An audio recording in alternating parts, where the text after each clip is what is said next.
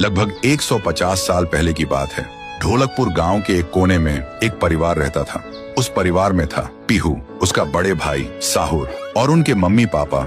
एक सुबह पीहू और साहुर घर के बाहर खेल रहे थे और अंदर उनकी मम्मी किचन में खाना बना रही थी। वो थोड़ी जल्दी में थी और तभी अचानक उनके कपड़ों में आग लग जाती है। वो चीख चीख के चिल्लाने लगती हैं। पीहू और साहुर मम्मी की चीख सुनकर भागकर अंदर आते हैं और जैसे ही मम्मी को जलते हुए देखते हैं वो चिल्लाते हैं, पापा जल्दी आओ पापा। पापा भागकर आते हैं लेकिन मम्मी को बचाने के लिए जैसे ही हाथ बढ़ाते हैं उनके कपड़ों में भी आग पकड़ लेती है और कुछ ही सेकंड्स में दोनों जलकर राख हो गए। पीहू और साहुर सिर्फ देखते रह गए जैसे पूरी दुनिया ही खत्म हो गई हो।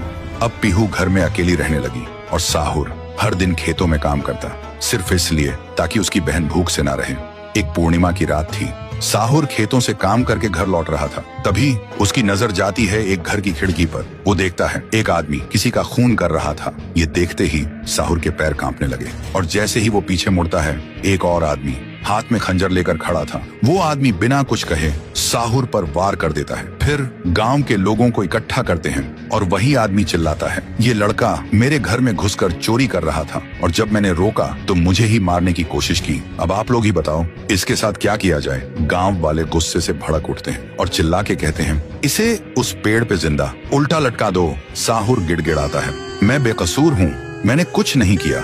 लेकिन गांव के किसी ने भी उसकी एक ना सुनी। उधर उसकी बहन रात भर उसका इंतजार करती रही और सुबह जब वो उसे ढूंढने निकली तो देखती है उसका भाई गांव के बीच वाले सूखे पेड़ से उल्टा लटका हुआ है। ये देखते ही पीहू टूट जाती है, जोर जोर से चीखने लगती है और उसकी चीख पूरे गांव में गूंज जाती है। फिर गांव वाले पीहू को भी चोर का बहन कहकर गांव से निकाल देते हैं और तब से साहुर की आत्मा उस पेड़ के अंदर समा गई थी और पीहू गांव के बाहर एक झोपड़ी में रहने लगी थी। रोज एक पेड़ के नीचे बैठकर भीख मांगती थी लेकिन कोई भी उसे कुछ भी खाने को नहीं देता था। वो बस भूखी पेट पेड़ के नीचे लेटी रहती थी। साहुर भी अपनी बहन का दर्द महसूस कर पाता था लेकिन वो कुछ नहीं कर सकता था। फिर एक दिन पीहू रास्ते में खाना मांग रही थी और तभी एक नशे में चली गाड़ी ने उसे कुचल दिया था। तब से पीहू एक भूखी आत्मा बन गई जो हर गांव में भटकती थी, सिर्फ एक ही बात कहकर, मुझे भूख लगी है। ये सब याद करते ही तुंग तुंग तुंग साहुर की आंखों से